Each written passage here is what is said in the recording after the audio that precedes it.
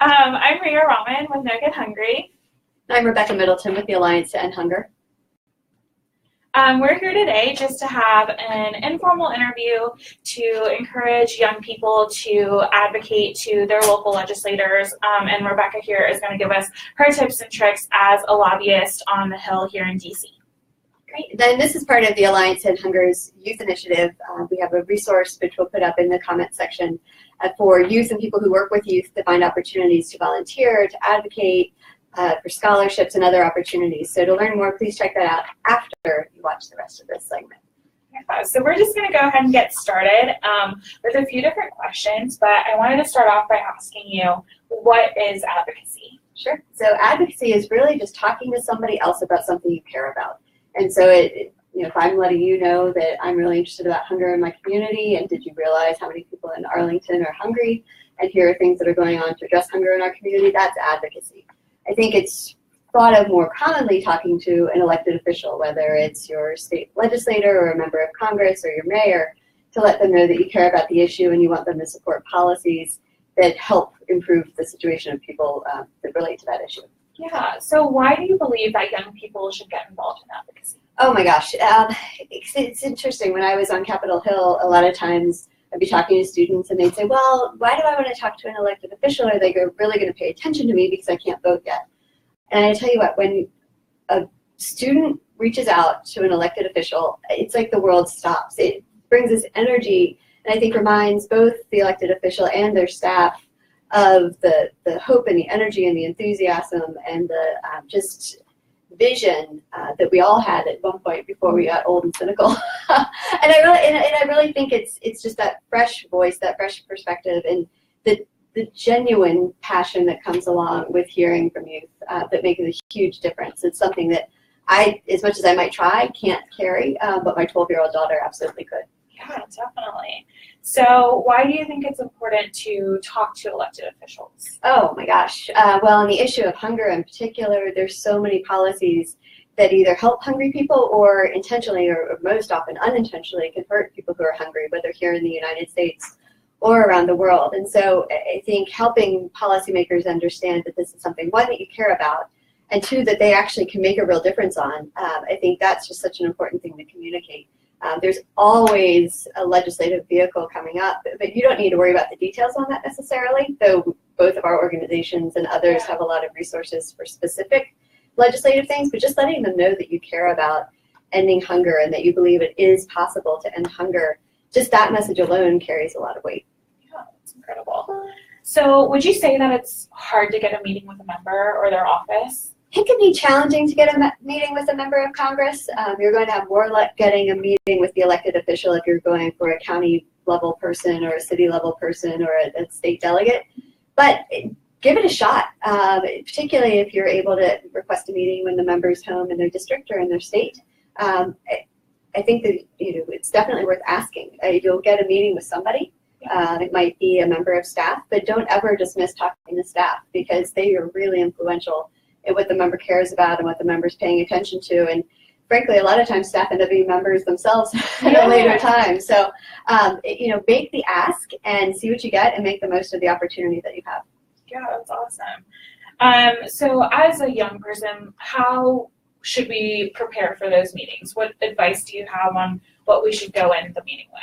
Sure. I'd say go in knowing what you're asking for. And again, if that's that you're asking them to just learn more about the issue, read up a bit on what their position may have been on the issue. So if you Google the name of the member and hunger, see what pops up. And maybe that they've been really involved in the local food pantry, or maybe they've been really involved in some pieces of legislation to address hunger in the U.S. or around the world. And you want to thank them for that going in. I think from having worked on Capitol Hill, it's always a better meeting if the person coming in to talk to you knows about the member and what their positions have been historically. That's very courteous to the person who you're meeting with. And then it also shows how serious you are about the issue. It's not just something you decided before you walked in the door. Awesome. So what should you expect when you are meeting with a member or their staffer? Sure. So expect that the meeting will probably run late or start late. Imagine you'll probably have less time than you expect and that you'll have no more than 5 minutes to get your point across. You may have more, and it could end up being a really deep and robust conversation, but know what you are trying to communicate and be able to get it across pretty quickly. Practice with your parents, practice with your friends. Know what you're asking for, know how to communicate it effectively, and I also expect that they're not going to know much about the issue. There's some great resources through No Kid Hungry, through the Alliance, through Feeding America, through Bread for the World on hunger in their district or hunger in their state, and share that with them because they may know a lot about it, but you can't go in assuming that. They're covering hundreds of issues on a weekly basis, and it's our responsibility to let them know the information we want them to have. That's awesome. So what would you say the most important thing, and you touched on this a little bit earlier, but what's the most important thing for a young person to kind of get across or share with their member of Congress? I think the biggest thing is just your genuine interest in the issue and why you care about it. It may be that you personally have been impacted by hunger, or you have a friend or family member who has been, either here or internationally. It may be that you have friends at school who participate in the school lunch programs, and that's something you want to share about how important those programs are for them and their families. So I think the more personal you can make it, and the more stories that you can tell, or even just one really good story about why this is an issue that matters to you, that's probably the most important thing. What should you do after the meeting? Always follow up. Always write a thank you note. Whether it's an email is probably the best way to go about it. If you meet with a staff member, send it to them. Send it also to the scheduler for the member, thanking them for their time and their interest. It's amazing how few people say thank you when you're in a member's office, and so it does stand out.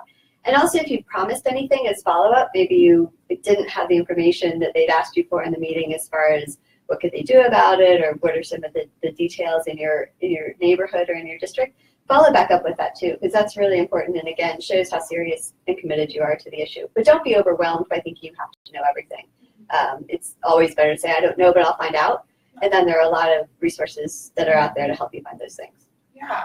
So we talked a lot about meeting with a member or meeting with a staffer. What are some other types of advocacy or ways to reach out to your legislator that's not a in-person meeting? Absolutely. Any form of communication you can think of, whether it's Twitter, Facebook.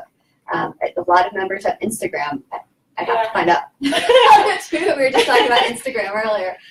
A good old-fashioned letter.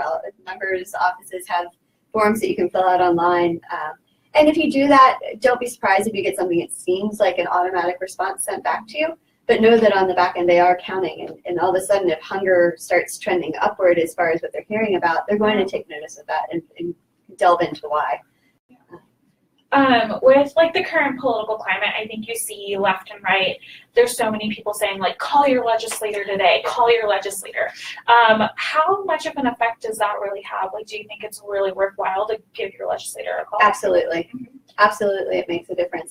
There's nothing that members take into consideration more than having folks call them. I remember when I worked on the Hill, if there was an important bill coming up and the phones were ringing off the hook, we were all answering the phone, whether we were the person at the front desk all the way up to the chief of staff. And at the end of the day, we turned in the tally, and there were a number of times where it really made a difference as far as drawing attention to the fact that this is an issue that our constituents cared about, and we reacted. Yeah. So I hope I'm not alone when you get like phone anxiety, right? Of like, who's going to answer on the other side of the phone? Do you have any tips or tricks for, after being someone who was on the other end of the phone, like, what are you looking for? What would be nice, and maybe kind of calm those nerves a little bit for people who are worried about calling? I'm so glad you asked that question, because that's probably throughout my life been one of my biggest challenges too, is picking up the phone to call a stranger. Yeah. I mean, that person's job is to listen to you, and so you are helping that person be effective in their job by communicating with them. So I'd say you think about what you want to say, maybe make a couple of notes before you dial. Just say, my name is Rebecca Middleton. I'm with the Alliance to End Hunger. I live in your town, and I just want the senator to know that I really care about helping hungry people in the United States and around the world. I know the Farm Bill is coming up for consideration next year, and I hope that she'll keep these things in mind as the bill is being written and voted on. That's about what you're going to get. They'll probably ask for your name, your address, maybe your email address. And if you'd like to follow up with a staff member, you can ask that as well, and they should get back in touch with you. Okay. That doesn't sound too intimidating. Well, and you talk about intimidating. I know we were talking before this started about sort of your first foray into advocacy. I think it would be great if you could share a little bit about that. Yeah, so I'm not too old, but I have graduated college, and the first time that I even learned about the issue of hunger, I was actually a sophomore in college. I had no idea that the issue existed. I had no idea that there were so many wonderful organizations working around the issue, and I ended up coming to DC on a whim with my school, and we went on this trip. We met with Bread for the World, we met with people from Alliance, we met with No Kid Hungry, and they were all talking about this issue, and everyone had such a passion for it, and we learned all about the issue, and then they said, go ahead, talk to your legislator about what you learned and why you care about it now. And I just remember my first time walking through the steps of the Capitol, and I was like shaking. I was so excited. And I just had this like big fake smile on my face, and I was like, it's gonna be okay, it's gonna be okay. I like talked to myself in the mirror hours before. I was like, okay, just keep saying the same things. And so we walked through the doors of the meeting, and it ran late, as they do. And we got sat down, and there was a staffer there who I swear was not more than 5 years older than me. All the staffers here are really young. And we just had a conversation. We just got to talk about why I cared about hungry children and why this issue was important to me. And before I knew it, the things that I had rehearsed were not really I wasn't thinking about them. They just kind of were rolling off the tip of my tongue, and it was a conversation, right? It was so easy to talk to someone about it. And at the end of the day, we just had a great time. We left a business card and said, hey, we'd love to follow up, sent a thank you letter, of course. And I remember walking out of that meeting feeling like I could change the world. And I was like, let's knock on every single door and go and talk to people about hunger, because this is super important, and that was super easy to do. And I just felt such an energy walking out of the room and feeling like my voice mattered and I was being heard, but I also was lending my voice to other people in need, right? Like that gave a certain value in my voice that I had never felt before. And obviously I am still in love with the issue and still working on it. And so that first trip and that first experience just showed me the power that young people can have. And I'm really grateful that I got that and get to help other people hopefully have that same experience. Cool. So any other advice or anything that you want to share for people who are still paying attention to the Facebook Live and thinking, maybe I might do this, maybe I might not? What other advice or tips or tricks do you have for them? So the first thing is just give it a try. You're not going to mess up. That's, you talk about pick up the phone and being anxious about it or sending the email. If sending the email is maybe a good first step. It's a little less intimidating. You can edit it before it goes. Maybe pick out a line from that and tweet it to your member. It's funny with social media because they actually almost respond to that more than the traditional methods. But pick up the phone, because so few people pick up the phone anymore that there's a reason why they say call your member, call your member. I think for anyone who has their own personal story about how they've participated in free and reduced lunch, free and reduced breakfast, if your family's been on SNAP at some point, or if your family was on WIC when you or your brothers and sisters were kids, that is crazy powerful to talk about. And so if you have a personal story that you're comfortable bringing forward, I think that really makes a huge difference. I would also say don't let them off the hook if they say that they're going to do a food drive. Food pantries and food banks are fantastic, and they're absolutely necessary, but just doing a food drive is not getting to the core of what they, as an elected official, are capable of doing to help people in need. That might be the extent of the Boy Scouts can do a food drive, and that's great, and that's what they can do, but the elected officials can do a lot more, so push them on that. And I'd say always be really respectful, always be really professional, but also don't be shy, and be persistent. I think that follow-up that you talked about is really critical, and if you reach out and you don't hear back, ask again in a month. Give them a little bit of time. It's not going to be instant, but in a month, if you haven't heard anything back, write to them again. And I'd say if you have a good experience, hopefully you have a good experience, tell your family and friends about it too and encourage them to do the same. Maybe hunger is not the issue that gets them really energized, but whatever that issue is, I think we all have a responsibility to let the people that represent us in Congress or in the local government know what we care about and what's important to us. Yeah. Thank you. And when we started, you talked about the youth advocacy playbook. Where can people find this amazing playbook? So it's on our website. It's www.alliancetoendhunger.org. I think there should be a link on the comments. Thank you. I would say messages. See, this is not my. We were talking about texting earlier. Yeah. And you can find it on there if you search for it. If you just search playbook, that will come up as well. And there are a lot of things that you can use. There's a youth focus section, but there are a lot of ideas for ways to just educate yourself and your community more about the issue of hunger. And of course, if you've got a question, reach out to us, reach out to No Kid Hungry, reach out to local hunger groups in your community. Because all of these resources are here, and we really want to be as helpful as we can, particularly to youth who want to engage in advocacy. Definitely. And like she said, we have a ton of resources, and we've partnered with the Alliance to End Hunger on the youth playbook and all of the resources that they have. If you want more information, you can always go to www.generationnokidhungry.org.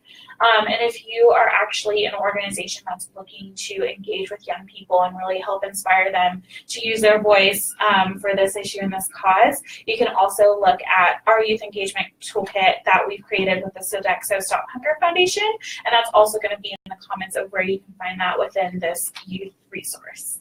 And I'd also like to thank Sodexo for their support of our youth initiative as well. I think we're so excited about the potential and just really encourage you to make the most of it. Yeah. Thanks. Thanks.